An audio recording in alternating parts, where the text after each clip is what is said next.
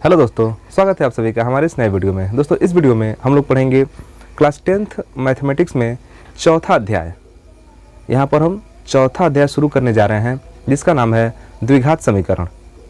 पिछले वीडियो में हम लोगों ने तीसरा अध्याय ख़त्म किया था जिसका नाम था दो चरों वाले रैखिक समीकरणों के हल। तो दो चरों वाले रैखिक समीकरण को हमने समाप्त कर लिया है। लिंक आपके डिस्क्रिप्शन में है, आप वहाँ से जाकर उसको देख लीजिए, क्योंकि बोर्ड परीक्षा में यहाँ से प्रश्न पूछे जाते हैं। और ये जो द्विघात समीकरण नाम का जो लेसन हम लोग शुरू करने जा रहे हैं, यहाँ से भी दो प्रश्न बोर्ड परीक्षा में हर साल पूछे जाते हैं। तो आइए बिना देरी किए शुरू करते हैं। तो हम थोड़ा समझते हैं कि द्विघात समीकरण कहते किसे हैं। द्विघात समीकरण, देखिए वैसे जो समीकरण हम लोगों को पढ़ना है, क्लास 10th लेवल का जो द्विघात समीकरण पढ़ना है वो है एक चर वाला द्विघात समीकरण। एक चर में द्विघात समीकरण। तो हम पहले एक चर को समझते हैं, फिर तो हमको द्विघात समीकरण समझना ही है। तो हम पहले एक चर को समझते हैं। आप ध्यान से देखिएगा, एक चर वाले समीकरण का मतलब होता है कि एक ऐसा समीकरण जिसमें केवल एक अज्ञात राशि हो। ऐसा समीकरण जिसमें केवल एक अज्ञात राशि हो उसको कहते हैं एक चर का समीकरण। जैसे 3x + 2 = 8। यहाँ पर कितनी अज्ञात राशियां हैं? तो केवल एक ही अज्ञात राशि है, वो है x। तो इसको कहेंगे एक चर का समीकरण। ठीक, इस तरह भी हो सकता है 6y + 2 = 10। यहाँ भी कितनी अज्ञात राशियां हैं? तो केवल एक ही अज्ञात राशि है, वो है y। तो इसको हम कहेंगे एक चर का समीकरण। अब देखें कि ये भी तो आपका एक तरह का समीकरण ही है,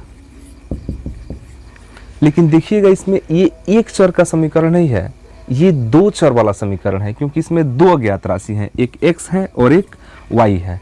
तो ये दो चर का समीकरण है जिसका हल हम लोगों ने पिछले वीडियो में पढ़ लिया है। और हम लोग पढ़ेंगे यहाँ पर एक चर वाले समीकरणों का हल। लेकिन ये एक चर वाले समीकरणों में हम लोगों को द्विघात समीकरण पढ़ना है। तो द्विघात समीकरण किसे कहते हैं, इसको समझ लेते हैं। तो यहाँ पर जो एक चर वाला हम लोग का जो समीकरण है, इसमें इस समीकरण का घात देखें, मतलब कि इसमें जो x का हाईएस्ट पावर है वो तो 1 है। यहाँ पर y का जो हाईएस्ट पावर है कितना है? 1 है। तो जिस समीकरण में अचर पद का जो हाईएस्ट पावर होता है उस समीकरण का घात कहलाता है। और जिस समीकरण का घात 1 होता है उसको कहते हैं रैखिक समीकरण। जिस समीकरण का घात 1 होता है उसको हम कहते हैं रैखिक समीकरण। और जिस समीकरण का घात 2 होता है उसको कहते हैं द्विघात समीकरण। जैसे 3x² + 2x + 5 = 0। तो इस समीकरण में अगर आप देखेंगे तो इस समीकरण का जो हाईएस्ट पावर है, यहाँ भी देखिए x है, इसका पावर कितना है? 1 है। यहाँ भी x है, इसका पावर कितना है? 2 है। तो जो हमको अज्ञात राशि है, अज्ञात राशि में क्या है? यहाँ पर x है। और अज्ञात राशि का जो हाईएस्ट पावर है वो कितना है? 2 है। तो 2 मतलब द्विघात। इसका घात कितना है? 2 है, तो द्विघात। और इस समीकरण को बोल देंगे द्विघात समीकरण। मतलब कि एक ऐसा समीकरण जिसका हाईएस्ट पावर कितना हो? 2 हो, उसको हम बोलते हैं द्विघात समीकरण। तो आप लोग ध्यान से समझिएगा, द्विघात समीकरण का पहचान ही क्या है कि उसका हाईएस्ट पावर कितना होना चाहिए? 2 होना चाहिए। और ये भी ध्यान देना है कि इसमें जो हमारा अचर पद है वो जो अज्ञात पद है वो केवल क्या है? x है। यहाँ पर केवल एक अज्ञात पद है, एक अज्ञात राशि है, और वो क्या है? x है। इस तरह से भी हो सकता है 3y² + 6 = 0। कोई दिक्कत नहीं है। यहाँ पर केवल एक ही अज्ञात राशि है और वो कौन है? y है। और y का हाईएस्ट पावर कितना है? 2 है। तो ये भी आपका द्विघात समीकरण है, लेकिन ये किस रूप में है? तो y के रूप में है। आप इस तरह से लिख सकते हैं 6z² + 3z + 2 = 0। यहाँ पर जो अज्ञात राशि है, अज्ञात पद है, वो कौन है? तो z है। और z का हाईएस्ट पावर कितना है? तो 2 है। तो इसको हम कहेंगे ये z के रूप में द्विघात समीकरण है। तो यहाँ पर आप समझ गए होंगे कि यहाँ पर हमको एक चर में द्विघात समीकरण पढ़ना है। एक चर का मतलब एक अज्ञात राशि, और उस अज्ञात राशि का हाईएस्ट पावर कितना हो? 2 हो, तो उसको हम कहेंगे द्विघात समीकरण। यहाँ एक चीज़ देखिए, इसमें भी x² plus y square equal to मान लीजिए 3 है, तो यहाँ पर भी तो हाईएस्ट पावर 2 है, लेकिन ये ध्यान देना है कि यहाँ पर एक अज्ञात पद नहीं है, एक अज्ञात राशि नहीं है, यहाँ पर दो अज्ञात राशियां हैं, x भी है और y भी है। तो ये दो चर वाला समीकरण हो गया, जबकि हमको केवल एक चर का पढ़ना है। तो एक चर में सब ये होंगे और एक चर में जो अज्ञात राशि है उसका हाईएस्ट पावर 1 है, तो वो हो गया एक चर में द्विघात समीकरण।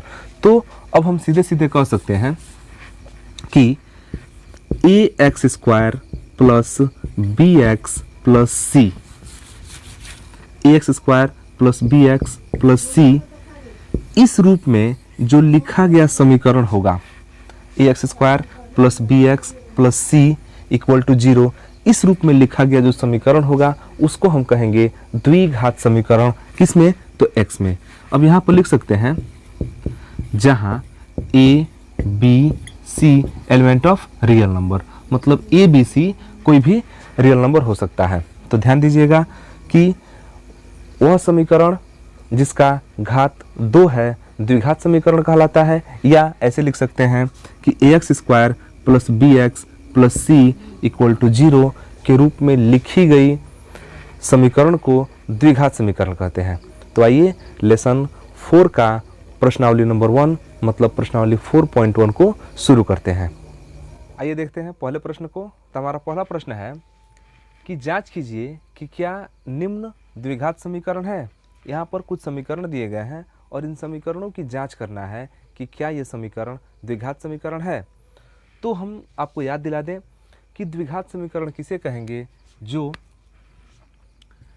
ए x square plus b x plus c equal to 0 के फॉर्म में रहेगा, इस रूप में रहेगा, तो हम आपको क्या कहेंगे, उसको द्विघात समीकरण कह देंगे। इसमें कंडीशन है कि a is not equal to 0, माने a 0 नहीं होना चाहिए। अगर a ही 0 हो जाएगा तो एक्स स्क्वायर का वैल्यू क्या हो जाएगा, खत्म हो जाएगा। तो यहाँ पर चेक करते हैं इसको। तो पहला प्रश्न देखते हैं।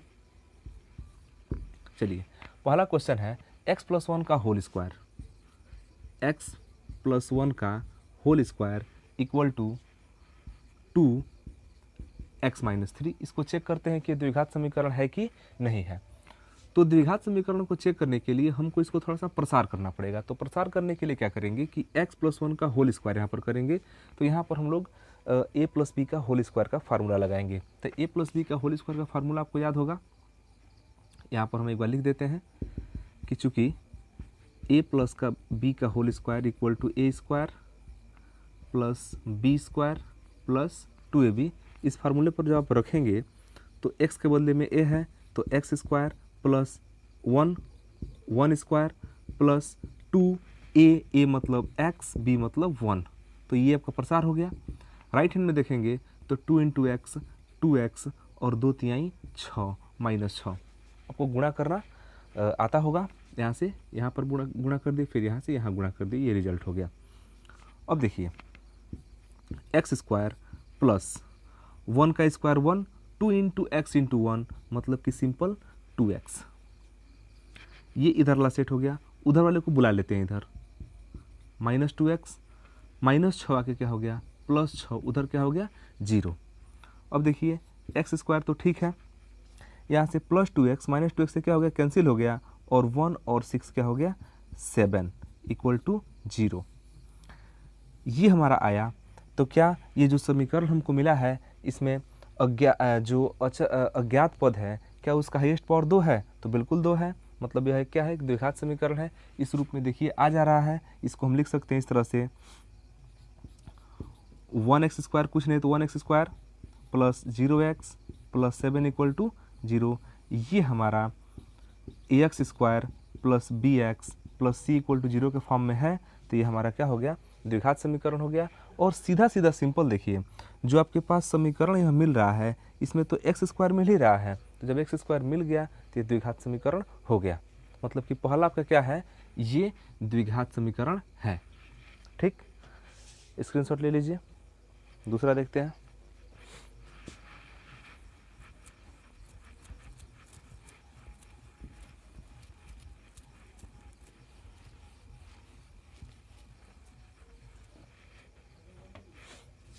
चलिए दूसरा प्रश्न देखते हैं। हमारा दूसरा प्रश्न है x square minus two x, x square minus two x equal to minus two three minus x, minus two three minus x. इसको हम थोड़ा सॉल्व करते हैं। तो x square minus two x, इधर कोई विशेष दिक्कत है नहीं क्योंकि सॉल्व करने वाला कुछ है नहीं, सीधे उतार देंगे। इक्वल टू यहाँ पर गुणा करेंगे तो माइनस दो का जब गुणा तीन में करेंगे तो दो तिहाई छः, माइनस छः हो जाएगा। और माइनस का गुणा माइनस में करेंगे तो माइनस गुणा माइनस प्लस, और टू का गुणा एक्स में करेंगे तो ये हो जाएगा टू एक्स। सबको बुला लेते हैं एक तरफ। तो x square minus two x है, उधर का प्लस टू एक्स आएगा तो माइनस टू एक्स हो जाएगा, और माइनस सिक्स आएगा तो प्लस सिक्स हो जाएगा, इक्वल टू हो गया जीरो। तो x square minus two x minus four x plus six equal to zero. तो ये भी हमारा क्या है, द्विघात समीकरण है, क्योंकि इस रूप में ये बैठ जा रहा है। ए का मान यहाँ पर वन है, बी का मान माइनस फोर है, सी का मान सिक्स है, मतलब इसमें एक्स स्क्वायर है। जब एक्स स्क्वायर है तो द्विघात समीकरण है। इसमें कोई जो है ज़्यादा सोचने विचारने वाली बात नहीं है। जब इसमें एक्स स्क्वायर आ गया तो द्विघात समीकरण हो गया, एक्स स्क्वायर नहीं आता तो द्विघात समीकरण नहीं होता, लेकिन एक्स स्क्वायर आ गया तो द्विघात समीकरण हो गया। चलिए इसका भी आप स्क्रीनशॉट लीजिए।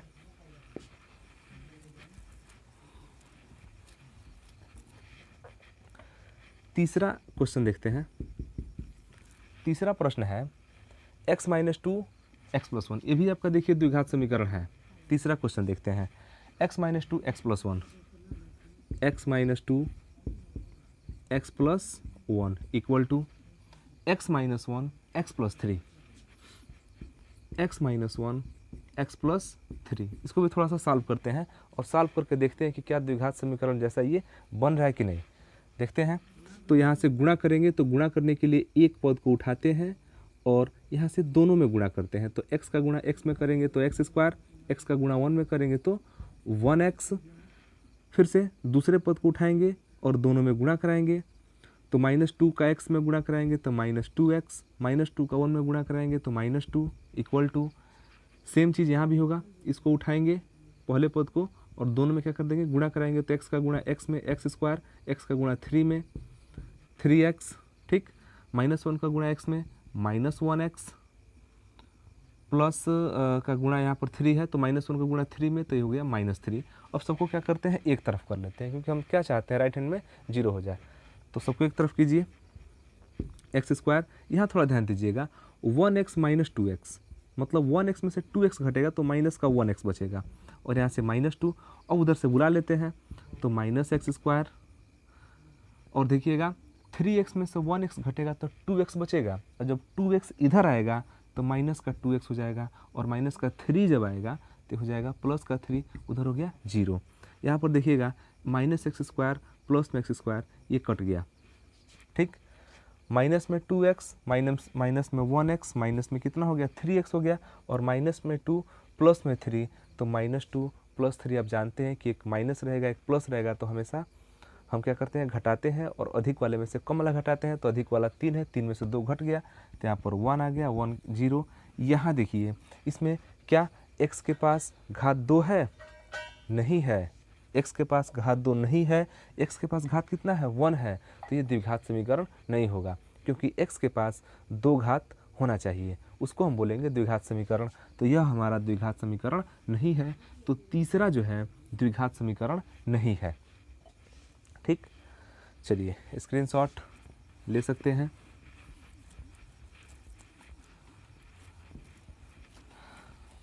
चौथा देखते हैं।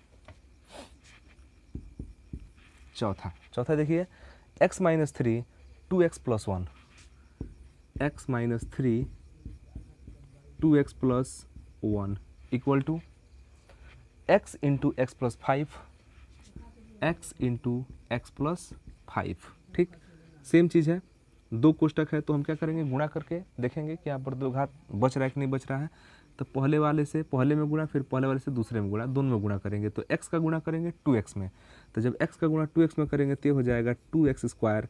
x का गुणा वन में करेंगे तो हो जाएगा वन एक्स। वैसे वन लिखते नहीं है, लेकिन हम यहाँ पर आपके जो है मतलब आपको अच्छे समझ में है, इसलिए हम यहाँ पर वन लिखते हैं। -3 का आप सेम चीज़ यहाँ पर गुणा करेंगे, सेम प्रोसेस पहले में फिर दूसरे में।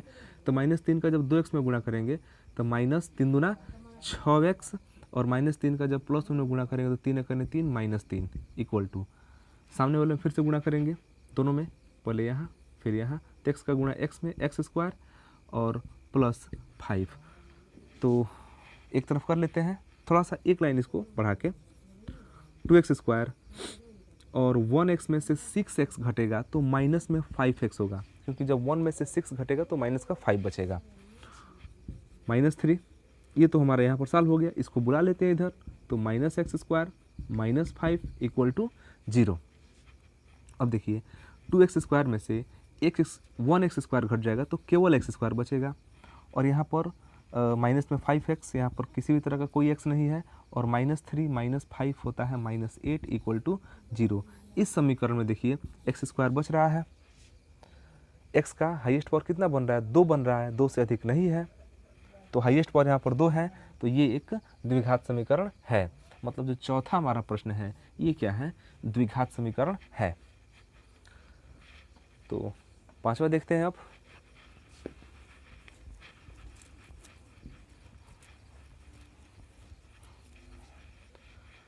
देखिए पांचवा हमारा क्वेश्चन है, पांचवा है 2x - 1 x - 3, 2x - 1 x - 3 equal to x + 5 into x - 1, x + 5 into x - 1, ये हमारा पांचवा प्रश्न है।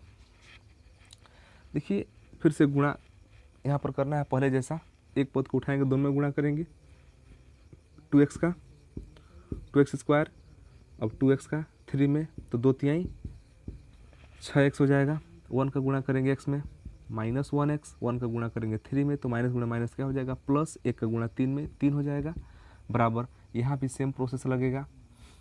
तो 1x का गुणा x में तो x², x का गुणा 1 में -1x, प्लस 5 का गुणा x में तो +5x, प्लस 5 का गुणा -1 में तो ये -5, 5 एक 5 -5 हो जाएगा। थोड़ा सा हल करते हैं इसको, 2x² -6x -1x, ये हो जाएगा -7x प्लस 3 इक्वल टू, यहाँ पर देखेंगे तो x² -1x plus 5x, -1x plus 5x का मतलब होता है कि यहाँ पर प्लस में से माइनस वाला क्या होगा, घटेगा। वैसे सिंपल है, एक प्लस और एक माइनस होता है तो हम हमेशा अधिक वाले में से कम वाला घटाते हैं। तो अधिक वाला क्या है, 5x है, कम वाला 1x है, तो 5 में से 1 घटेगा तो ये बचेगा 4x, और चिन्ह हमेशा अधिक वाले का लगाते हैं, तो चिन्ह हमारा क्या है, प्लस वाला यहाँ पर अधिक है, 5 के साथ जो चिन्ह है वो अधिक है, तो यहाँ पर प्लस 4x लग जाएगा, लास्ट में माइनस का 5 हो जाएगा। अब इसको एक तरफ लेते हैं, तो 2x² -7x प्लस 3, और इसको एक तरफ लेते हैं तो -x² -4x plus 5 equal to 0। जो भी उधर से आएगा उसका चिन्ह क्या हो जाएगा, बदल जाएगा। ये सारा चीज़ आप लोग पहले से जानते हैं, इसीलिए हम थोड़ा सा कैलकुलेशन यहाँ पर क्या कर रहे हैं, थोड़ा फास्ट कर रहे हैं। देखिए 2x² में से एक x² घटेगा, 1x² घटेगा तो 1x² बचेगा, चूँकि 1 हम लोग लिखते नहीं है बेसिकली। यहाँ देखिए -7x -4x -11x और 3 और 5 8 इक्वल टू 0। तो ये हमारा क्या हुआ, एक द्विघात समीकरण मिल गया, क्योंकि यहाँ पर देख रहे हैं कि आप x² है, तो जब x² है तो द्विघात समीकरण यहाँ पर मिल गया है। तो ये भी आपका क्या है, द्विघात समीकरण है। ये आपका पांचवा क्वेश्चन क्या है, द्विघात समीकरण है। अब देखते हैं अगले प्रश्न को, आप चाहें तो इसका स्क्रीनशॉट ले सकते हैं।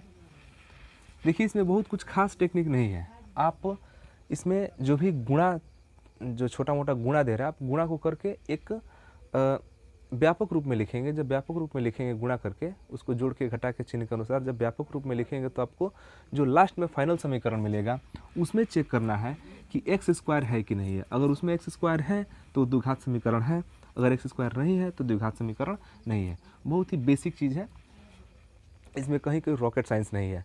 आप आसानी से, मज़े से, एंजॉय से इसको पढ़ते रहिए और बोर्ड परीक्षा में अच्छा नंबर ले आइए। चलिए, तो पांचवा हो गया, छठवां देखते हैं।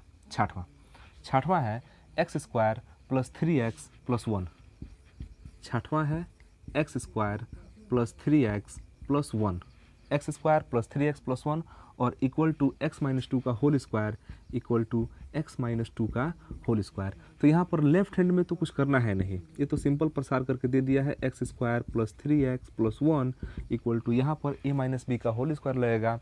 तो आप जानते हैं a माइनस बी का होल स्क्वायर, a स्क्वायर मतलब x square plus b square मतलब 2 का स्क्वायर 4 माइनस 2ab, 2ab तो 2ab हो गया, a square plus b square minus 2ab। तो a स्क्वायर a के बदले में x है, b के बदले में 2 है, तो x स्क्वायर प्लस 2 स्क्वायर 4 हो गया माइनस 2ab। अब आप देख सकते हैं कि दोनों तरफ एक्स स्क्वायर है, तो चाहे तो इसको आसानी से काट सकते हैं, क्योंकि आप लेफ्ट में ले आके भी उसको काटना ही काटना है। तो सिंपल है, काट सकते हैं। बच गया क्या 3x प्लस 1 और उधर देखें तो उधर 4 और माइनस 2 दूना 4x। यहाँ पर कहीं देख रहे हैं, इसमें कहीं भी द्विघात समीकरण जैसा दिख नहीं रहा है, क्योंकि एक्स स्क्वायर मिल ही नहीं रहा है। इसमें केवल क्या है x है। अगर चाहे तो आप एक तरफ कर सकते हैं, इधर 3x प्लस 1 है, उधर से उठा के ले आइए, माइनस 4 का x प्लस 4x हो जाएगा, जो प्लस 4 है वो माइनस 4 हो जाएगा, इक्वल टू क्या हो जाएगा 0। 3x और 4x 7x और 1 में से 4 गया तो माइनस 3 इक्वल टू 0। तो यहाँ पर जो समीकरण मिल रहा है इसमें एक्स स्क्वायर के रूप में नहीं है, मतलब ये द्विघात समीकरण नहीं है।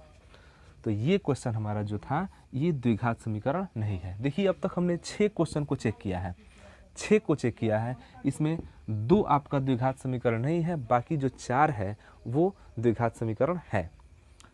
तो 7वां यहाँ पर चेक करते हैं 7वां को कि 7वां द्विघात समीकरण है कि नहीं है। चलिए देखते हैं 7वां हमारा द्विघात समीकरण है कि नहीं। इसके लिए देखिए 7वां क्वेश्चन लिख देते हैं, x प्लस 2 का whole cube equal to 2x और अंदर है एक्स स्क्वायर माइनस 1। तो हम पहले इसको a प्लस बी के होल क्यूब पर क्या करते हैं, प्रसार करते हैं। एक बार प्रसार करके चेक कर लेते हैं। तो a प्लस बी का होल क्यूब का फार्मूला होता है a क्यूब मतलब x cube plus b cube, b मतलब 2 का क्यूब, तो 2 का क्यूब 8, 2 का क्यूब 8 लिख देते हैं एक बार, 2 क्यूब प्लस 3ab मतलब कि x into 2, 3ab into a plus b मतलब x प्लस 2 इक्वल टू ये हो गया a cube plus b cube plus 3ab into a plus b, और यहाँ से गुणा करा देंगे आगे में, तो 2x का एक्स स्क्वायर में गुणा करेंगे तो 2x क्यूब हो जाएगा, और 2x को 1 में गुणा करेंगे तो माइनस 2x हो जाएगा।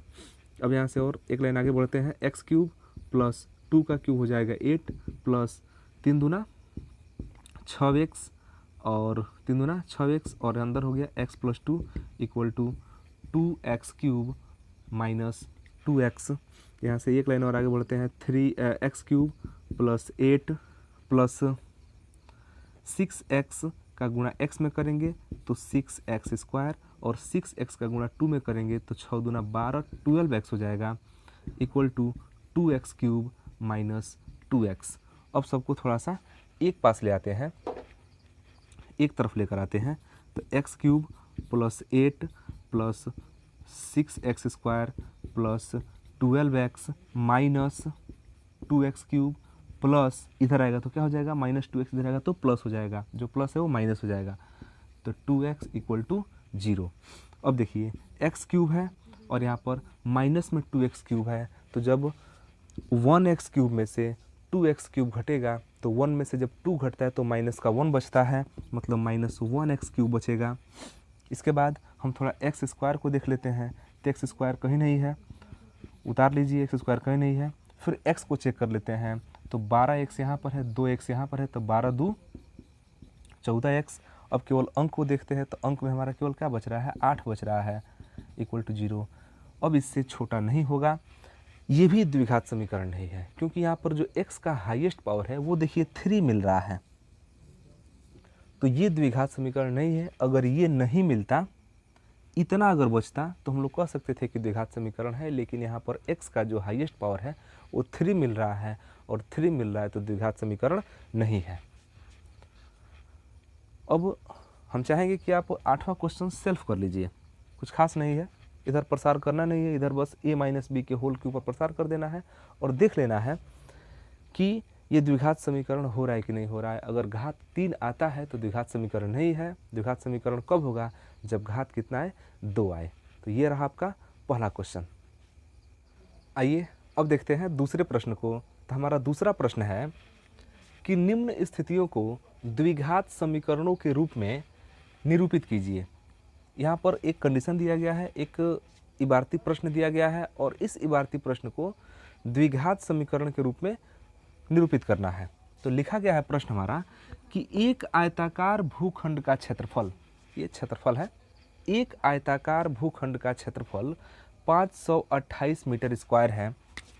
एक आयताकार भूखंड है, एक आयताकार भूखंड है, और इसका जो क्षेत्रफल है वो दे रहा है 528 मीटर स्क्वायर। क्षेत्र की लंबाई चौड़ाई के 2 गुने से 1 अधिक है। क्षेत्र की जो लंबाई है, आप जानते हैं कि लंबाई हमेशा अधिक होता है, चौड़ाई क्या होता है? कम होता है। तो जो लंबाई है वो चौड़ाई के क्षेत्रफल, चौड़ाई के 2 गुने से 1 क्या है? अधिक है। चौड़ाई के 2 गुने से 1 अधिक है। इस चीज़ को आपको ध्यान से समझना है। हमें भूखंड की चौड़ाई ज्ञात करनी है। तो यहाँ पर हमको लंबाई और चौड़ाई कुछ ज्ञात नहीं है, लेकिन एक चीज़ ज़रूर पता है कि जो लंबाई है वो चौड़ाई के 2 गुने से 1 अधिक है। चौड़ाई के 2 गुने से 1 अधिक है। तो यहाँ पर हम चौड़ाई को ही x मान लेते हैं। क्या मान लेते हैं? चौड़ाई को x मान लेते हैं। लिखते हैं माना, क्योंकि चौड़ाई से ही कंपेयर किया जा रहा है कि जो लंबाई है वो चौड़ाई के 2 गुने से 1 अधिक है। तो कंपेयर चौड़ाई से हो रहा है, इसलिए हम चौड़ाई को x मानना बेहतर समझते हैं। तो लिखेंगे माना, माना भूखंड की चौड़ाई x, भूखंड की चौड़ाई x है, तो लंबाई कितनी होगी? तो ध्यान दीजिएगा, लंबाई, तो लंबाई जो होगा वो कह रहा है कि जो लंबाई है वो चौड़ाई के 2 गुने से 1 अधिक है। लंबाई जो है चौड़ाई के 2 गुने से, मतलब 2 गुना मतलब 2x, इससे कितना अधिक है? 1 अधिक है। ध्यान पूर्वक समझिए, चौड़ाई को हमने क्या माना है? x माना है। चूँकि यहाँ पर जो कंपेयर है, जो तुलना है लंबाई की, वो चौड़ाई से की जा रही है कि जो लंबाई है वो चौड़ाई के 2 गुने से 1 अधिक है। तो हमने भूखंड की चौड़ाई को क्या मान लिया? x मान लिया, और जो लंबाई होगी वो चौड़ाई के 2 गुना से 1 अधिक है। अधिक माने 1 प्लस हो गया, तो चौड़ाई हो गया, लंबाई हो गया। अब यहाँ पर हम द्विघात समीकरण बनाना है। तो द्विघात समीकरण के लिए क्षेत्रफल, यहाँ पर एक की पॉइंट दिया हुआ है, तो क्षेत्रफल आपका दिया 528। तो जब आयताकार भूखंड है, तो आयताकार भूखंड के क्षेत्रफल का जो सूत्र होता है, तो वो आयत के क्षेत्र का, मतलब आयत के क्षेत्रफल का सूत्र लगेगा। तो आयत का क्षेत्रफल होता है लंबाई गुणे चौड़ाई। तो इट इम्प्लाइज दैट क्षेत्रफल इक्वल टू कितना दे रहा है? 528। जबकि क्षेत्रफल क्या होता है? लंबाई गुणा चौड़ाई, यही तो आपका 528 है। लंबाई गुणा चौड़ाई क्या है? 528 है। तो लंबाई है कितना? लंबाई है 2x प्लस 1, और चौड़ाई है इंटू x, और यही आपका कितना है? 528। ध्यान दीजिएगा, लंबाई गुणे चौड़ाई बराबर क्षेत्रफल। तो क्षेत्रफल 528, और क्षेत्रफल क्या होता है? लंबाई गुणे चौड़ाई, यही तो 528 है। और हमने लंबाई यहाँ पर निकाला है, चौड़ाई हमने माना है। अब यहाँ पर गुणा कर दीजिए, तो x को उठाएंगे और दोनों में गुणा कर देंगे। x का गुणा पहले यहाँ पर होगा, तो 2x स्क्वायर, फिर x का गुणा यहाँ पर होगा, तो 1x में हम लोग 1 लिखते नहीं हैं, तो 1 का x में गुणा हो गया, x हो गया। अब बराबर 528 को बुला लीजिए इधर, तो 2x square plus x minus 528 बराबर 0। ये बन गया आपका द्विघात समीकरण। तो ये जो इबारती प्रश्न था, इस इबारती प्रश्न को हमने द्विघात समीकरण का रूप दे दिया, जो कि हमारा प्रश्न में पूछा जा रहा है। हमारा अगला प्रश्न है, दो क्रमागत धनात्मक पूर्णांकों का गुणनफल 306 है, हमें पूर्णांकों को ज्ञात करना है। तो यहाँ पर ध्यान दीजिएगा कि हमको द्विघात समीकरण को हल नहीं करना है, बस इस इबारती प्रश्न को द्विघात समीकरण के रूप में प्रदर्शित कर देना है, निरूपित कर देना है। तो आइए इसको देखते हैं। दो क्रमागत धनात्मक पूर्णांक का गुणनफल 306 है। दो क्रमागत धनात्मक पूर्णांक का मतलब क्या हुआ? धनात्मक पूर्णांक तो आप समझ रहे हैं, पूर्णांक माने पूरा पूरा अंक, न दशमलव में होगा न बटा में होगा। और क्रमागत का मतलब होता है क्रम से, जैसे 3 4, 3 4 क्रमागत है, 3 2 भी क्रमागत है,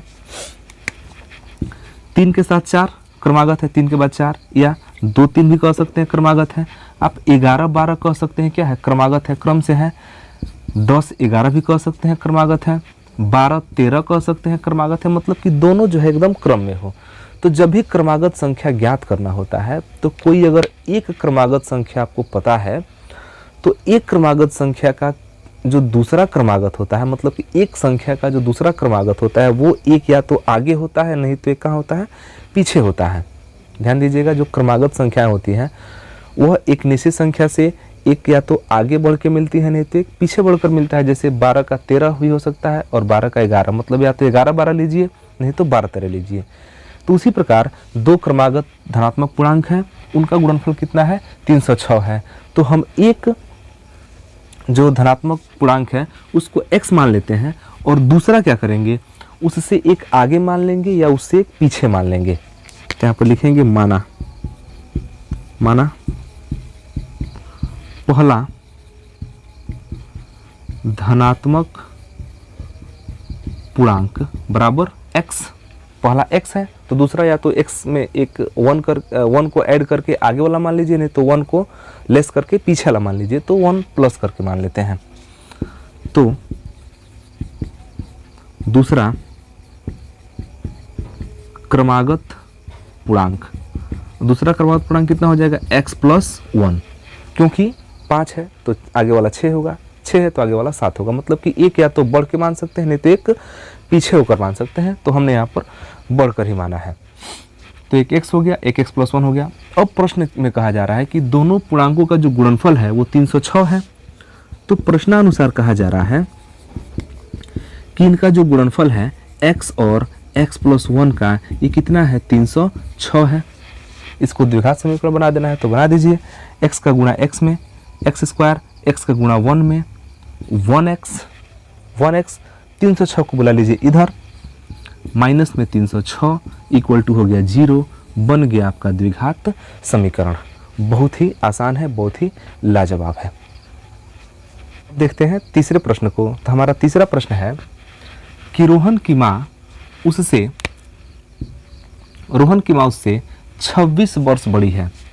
रोहन है और उसकी माँ है, तो रोहन से 26 साल बड़ी उसकी क्या है? उसकी माँ है। उनकी आयु का गुणनफल अब से 3 वर्ष पश्चात 360 हो जाएगा। रोहन की वर्तमान आयु ज्ञात करनी है। तो यहाँ पर रोहन की माँ की जो तुलना है वो रोहन के आयु से की गई है। तो रोहन की आयु को अगर हम x मान लेते हैं, तो उसकी माँ जो है उससे कितनी साल बड़ी है? तो 26 साल बड़ी है। तो उस x में 26 जोड़ देंगे तो उसकी माँ की आयु भी निकल जाएगी। तो यहाँ पर लिख लेंगे कि माना रोहन की वर्तमान आयु बराबर x। मान लेते हैं कि रोहन इस समय कितने साल का है, कितने वर्ष का है? तो x वर्ष का है। तो इस समय उसकी माँ जो है 26 वर्ष क्या है? बड़ी है। तो यहाँ पर लिख देंगे तब माँ की आयु, तो माँ की आयु हो जाएगा x प्लस 26, क्योंकि वह इससे कितनी साल बड़ी है? तो 26 साल बड़ी है। तो x रोहन का आयु है, उससे 26 साल बड़ी है, मतलब 26 साल अधिक है। तो प्लस 26 हो गया। इसके बाद अब कह रहा है कि इनकी आयु का गुणनफल अब से 3 वर्ष पश्चात 360 हो जाएगा। मतलब कि दोनों, देखिए 3 वर्ष पश्चात जब निकालेंगे ना, तो दोनों की उम्र में 3-3 साल बढ़ जाएगा, क्योंकि किसी का उम्र तो 3 साल बैठा रहेगा नहीं। तो रोहन का उम्र भी 3 साल ज़्यादा हो जाएगा, 3 साल बढ़ जाएगा, और उसकी माँ का आयु भी 3 साल क्या हो जाएगा? बढ़ जाएगा। तो हम 3 वर्ष पश्चात पहले इनका आयु निकाल लेते हैं। लिखेंगे 3 वर्ष पश्चात, 3 वर्ष पश्चात रोहन की आयु x+3, क्योंकि उसमें भी 3 साल का हो जाएगा, बढ़ जाएगा। जैसे मान लीजिए किस समय अगर वो 5 साल का है तो 3 साल बाद कितना 8 साल का हो जाएगा। और अगर ये 26 वर्ष बड़ी है तो अगर ये 31 वर्ष की हैं तो वहाँ से वो 3 वर्ष और बढ़ के 34 वर्ष हो जाएगी। तो ये मतलब कि 3 साल बाद दोनों का उम्र 3 साल का हो जाएगा, बढ़ जाएगा। तो यहाँ पर लिख सकते हैं माँ की आयु कितना, तो x+26 तो है लेकिन 3 वर्ष बाद ये 3 और बढ़ जाएगा, तो हो जाएगा x+29। तो 3 वर्ष बाद ये रोहन का आयु हो गया, ये उसकी माँ की आयु होगी। और अब इनका जो गुणनफल है वो हो रहा है 360। मतलब कि प्रश्नानुसार हम देखें तो प्रश्नानुसार ये कहा जा रहा है कि इनका गुणनफल मतलब कि x+3 गुणा x+29 बराबर 360 हो जा रहा है। इसी को बस क्या कर देना है, द्विघात समीकरण के रूप में आपको चेंज कर लेना है। x का गुणा x में करेंगे x², x का गुणा 29 में करेंगे 29x, 3 का गुणा x में करेंगे 3x, 3 का गुणा 29 में करेंगे तो 3 9 27 और 3 दूना 6 और 2 8, 29 या 87 हो गया। अब बराबर हो गया 360। थोड़ा सा इसको सुधार लीजिए, x² 29x और 3x 32x और 87, उधर से 360 आ गया तो -360 बराबर 0। तो x² प्लस 32x और 87 में से 360 घटेगा तो ऐसा होगा नहीं, तो उल्टा घटाना पड़ेगा। तो यहाँ पर 10 में से 7 गया तो 3 हो गया, यहाँ बचा 5, तो 5 से 8 घटेगा नहीं, हासिल जाएगा। 15 में से 8 गया तो 7 हो गया और यहाँ पर 2 माइनस का 273 बचेगा। ये बन गया आपका द्विघात समीकरण। तो 87 में से जब 360 घटाया तो माइनस का 273 आ गया, तो ये द्विघात समीकरण हो गया। आप इसका स्क्रीनशॉट ले लीजिए। तो यहाँ भी हमने पिछले जो पहला प्रश्न था उसमें भी हमने केवल एक ही प्रश्न छोड़ा था और आप उसको सेल्फ कर सकते हैं। यहाँ भी हम आपके लिए केवल एक प्रश्न छोड़ रहे हैं, आप उस एक प्रश्न को पढ़िए और खुद प्रैक्टिस कीजिए कि आप उससे द्विघात समीकरण निरूपित कर ले रहे हैं कि नहीं कर ले रहे हैं। एक प्रश्न काफ़ी आसान है, आप एक प्रश्न तो आराम से कर ही सकते हैं। बाकी इसको लास्ट तक देखिएगा। तो ये टॉपिक आपको कैसा लगा, ये वीडियो आपको कैसा लगा, आप हमें कमेंट बॉक्स में ज़रूर लिखिएगा। तो फिर मिलते हैं अगले वीडियो में प्रश्नावली 4.2 के साथ। तब तक के लिए धन्यवाद। जय हिंद।